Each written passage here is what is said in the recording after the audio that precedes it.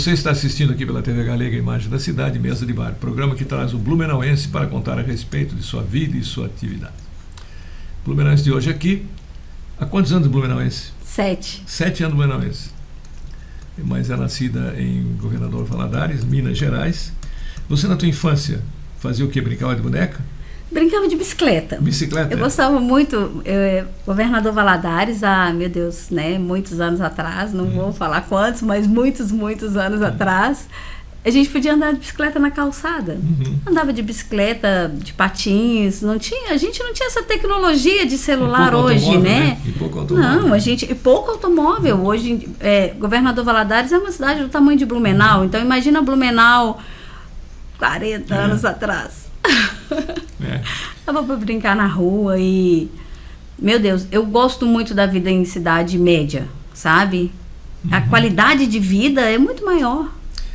O bom da cidade pequena é que você quase que conhece todo mundo, né? Sim. Em Indaial, atualmente eu moro em Indaial, né? Eu morei em Blumenau há alguns anos e aí acabei me mudando. Eu sempre vejo assim, a temperatura em Indaial sempre é mais alta do que Santa Catarina.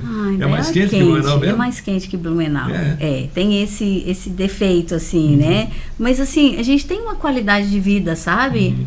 Você consegue atravessar a cidade ali com 10 minutos, se pegar trânsito ali, na hora do rush, 5 minutos agarrado ali. Já reclama, aí, né? Eu consigo ir de um emprego para o outro com 5 minutos. Você tem 2 empregos? Olha, eu tenho... Deixa eu ver quantos empregos. Eu trabalho em 4 clínicas do Detran. Eu trabalho na de Timbó também. E eu trabalho também na prefeitura. Então, eu corro o dia inteiro. Na quarta-feira é muito interessante, porque eu volto ao SAIS, que é a Policlínica de Indaial, 3 vezes. Eu vou de manhã, vou na hora do almoço e vou no fim da noite. Mas, em Timbó? Em Timbó eu atendo só na clínica de trânsito. Na clínica do Detran. Blumenau também? E Blumenau só a clínica do Detran. Hoje eu acabei... A gente vai selecionando o que nos traz menos desgaste, né? Eu amo criança, mas hoje não vale a pena atuar na pediatria. Vale a pena atuar como médica de tráfego. As crianças não estão mais comportadinhas como a gente era, né? As mães, elas cansam a gente muito. Não, e a mãe é capaz de brigar contigo. Não, e elas mandam mensagem de madrugada, domingo, e eu, meu Deus, eu tenho muitos anos, 25 anos de formada, né? Eu quero um pouquinho de paz, assim. Você vai renovar a carteira, acabou ali, você não incomoda o médico depois. Acabou ali, pronto. Eu saio da clínica, fui para casa, pronto. E quando não passa no exame, aí tem que fazer no óculos, depois tem que voltar lá. Pra fazer quando não passa, e assim, às vezes precisa de um laudo do cardiologista, às vezes precisa de um laudo do neuro. É muito simples quando você está ótimo. Mas quando tem alguma coisinha ali, é um pouquinho complicado. E motorista de caminhão para renovar a carteira? Tem que fazer o toxicológico, graças a Deus, né? Porque o índice de vício é muito alto. E aí ele tem que fazer a cada 2 anos. Porque com essa história de... Eles têm que, para pagar a prestação do caminhão, eles têm que viajar... Usam muito medicamento, anfetamina, né? Medicamento estimulante. Para não dormir na direção. E melhorou muito depois que a Abramet, né? Que é a Associação de Medicina de Tráfego do Brasil... estabeleceu o CONTRAN também, né? Estabeleceu essas normas, meu Deus, melhorou muito. Vocês podem, se vocês investigarem, o índice de acidentes de 30, 40 anos para cá, ele reduziu. Essa lei, a própria Lei Zero, né? Eu vou sair daqui, nem posso dirigir por causa da Lei Zero, mas a gente reclama, só que é uma coisa que melhorou muito a segurança no tráfego. É verdade. Agora, você com todo esse trabalho, o teu lazer que é ler livro de medicina, não? Não, de medicina não. Olha, eu gosto muito de viajar. Quando eu viajo 2 vezes ao ano, eu esqueço até que eu sou médica. Difícil me identificar como médica. E eu gosto de show, eu fui no Roberto Carlos recentemente. Meu Deus, que voz, né? Espetacular, eu gosto muito de música. Eu acho que a gente tem que trabalhar sim, amar o trabalho, mas a gente tem que ter qualidade de vida. A vida passa muito rápido e quando a gente assusta, estamos ficando quase velhos já, né? Agora você falou Roberto Carlos, ele fez 84 agora. 84. Em abril. 84. Mas ele é muito, muito esperto, muito inteligente, Roberto Carlos, que ele faz um show na televisão por ano. Então o pessoal, o fã, fica tudo esperando o show dele no fim do ano. O ingresso dele estava R$ 1.068. E aí lotou. Se ele viesse 2, 3 vezes por ano, quem é que ia pagar isso tudo? Não, também, ele valoriza o produto, né? Não, e se viesse 2, 3 vezes por ano, daqui a pouco já estava chato. Porque o bom tudo da que coisa é mais quando você raro, mais difícil. Quando você quer mais, né? E não tem, quer mais, porque... Agora, o show durou mais de 2 horas. Colocou muito novinho ali no chinelo, assim. Foi espetacular. Então ele lança também uma música por ano, também não inflacionou. Nada, né? Aí ele canta aquelas antigas e agrada do mesmo jeito. Meu Deus, né? Foi as velhinhas lá estavam empolgadíssimas para pegar aquela rosa vermelha que ele joga no final, né? Foi uma E é talentoso ver que ele ganhou um prêmio Sanremo lá cantando italiano, né? E a voz não mudou. Não, meu Deus, a entonação, o timbre da voz tá igual. Fantástico, assim. Eu sei que ele gravou em espanhol. Eu tinha em Colônia tinha uma amiga nossa lá que era espanhola. Uma vez ela discutiu comigo que ele era espanhol. Eu digo, não, é o Roberto Carlos é brasileiro. Não, é espanhol. Aquele gato que está triste e azul, não sei o que. Mas, olha, insistiu comigo que ele era espanhol. Que ele era espanhol. O Chitãozinho e Chororó também lançaram a música cantando em espanhol, que eu achei fantástica aquela gravação deles. É recente? Não vi. Não sei. Tô meio... Eles já tem algum tempinho, né? Mas foi uma belíssima gravação. Mas vou procurar, porque eu acho a língua espanhola... Ou Evidências também, eles lançaram. Então, Evidências eu vi em espanhol. Eles têm, a língua espanhola é uma língua muito bonita, assim, uma entonação, uma sonoridade bonita, Sabe, né? Sabe o que eu gosto? Eu gosto assim,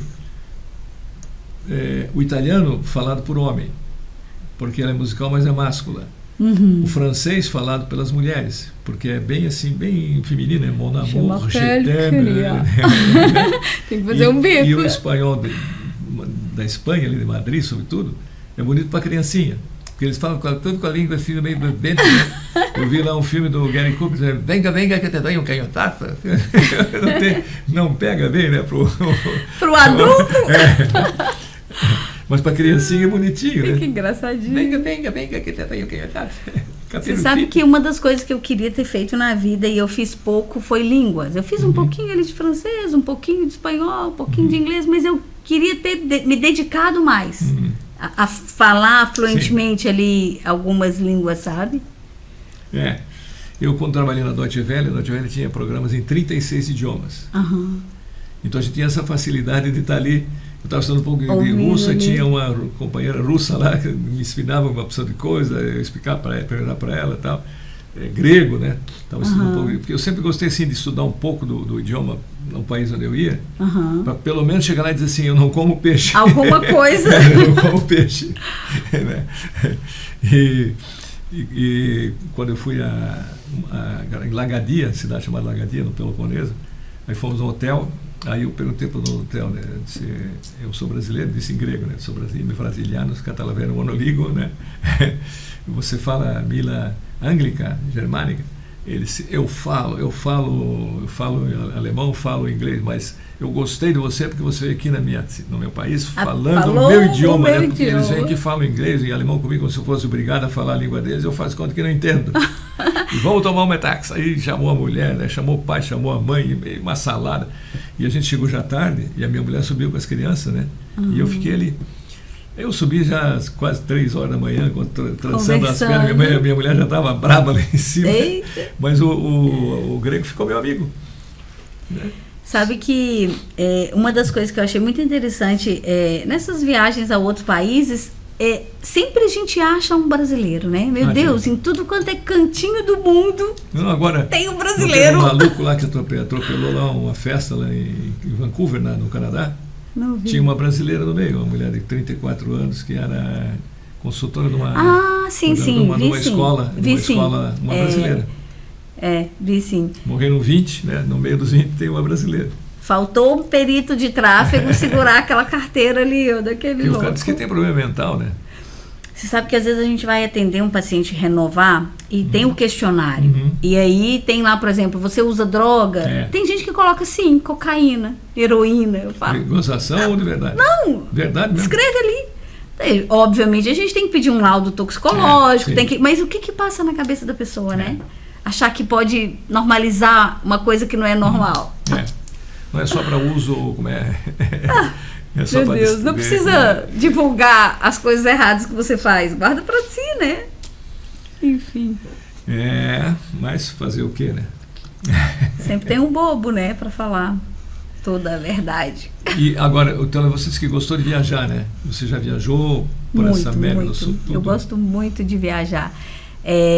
Eu gosto de conhecer pessoas e culturas. Essa é a minha ideia, assim, de, vou morar um ano... Você gosta de qualquer comida, tipo de comida, ou Então, eu experimento, mas não é tudo que eu experimento, não. Não, na Índia eu não comeria, acho que nada. Mas alguma coisinha eu experimento. Ali, eu lembro a primeira vez que eu comi escargot. Eu achei que eu nunca ia comer, mas eu achei muito gostoso. Isso eu não tenho coragem também. Não, mas é muito gostoso. Não, o francês, eles são... Em matéria culinária, eles tem fazem umas coisas muito exóticas. Mas eles fazem umas misturas que dão certo, né? E o sabor ali, sim. Comida. Mas confesso que eu gosto mesmo da Itália. A título de culinária, meu Deus, gastronomia, a Itália, eu comi muita massa. A última vez que eu fui, eu comi, pensei que eu ia engordar. Mas a gente andou tanto... Qual é a tua comida favorita da Itália? Macarrão. Eu gosto de massa, de meu é espaguete, carbonara. A minha mãe, o pai dela era italiano, né? E ela fazia o nhoque com aquele molho de carne assada, assim, muito queijo. Meu Deus do céu, eu comia até ficar com... Eu achei que eu ia enjoar. A última vez nós ficamos na Itália 7 dias. Eu pensei, vou enjoar de comer tanta massa. E aí eu falei, vou comer massa todos os dias, mas olha, eu comi massa todos os dias e não enjoei. Eu só queria que não engordasse, né? Não, isso é engordar. Um bom vinho e uma boa massa. Uma boa massa, Pois o nosso tempo está esgotando, né? Queria te agradecer, acho que foi um papo muito bom, né? Gostei de te conhecer, né? Fui renovar minha carteira, passei no exame, né? Passou sem restrição. Ó. Sem restrição.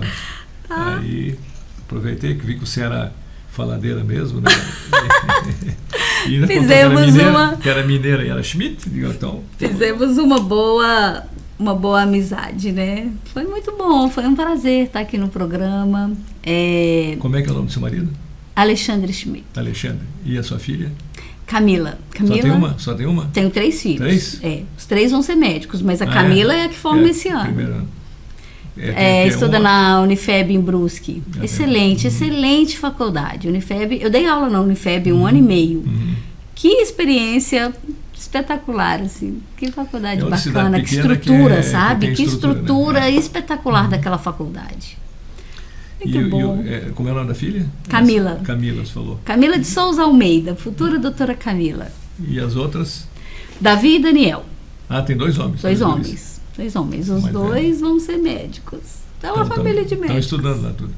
Davi está fazendo cursinho.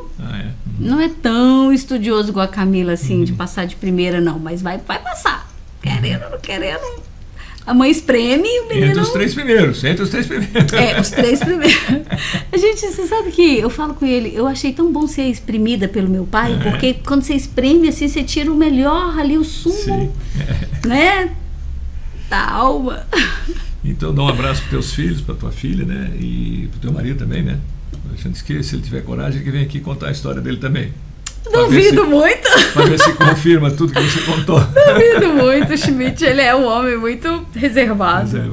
Durão. Então, a sua saúde. A nossa saúde, Pimpão. Que prazer estar aqui. Obrigado pela sua atenção. Até o próximo domingo, quando voltaremos com o Mesa de Bar aqui pela TV Galega, a imagem da cidade. Viu no programa de hoje a participação da doutora Kênia Schmidt, que é especialista em medicina do tráfego. Até lá.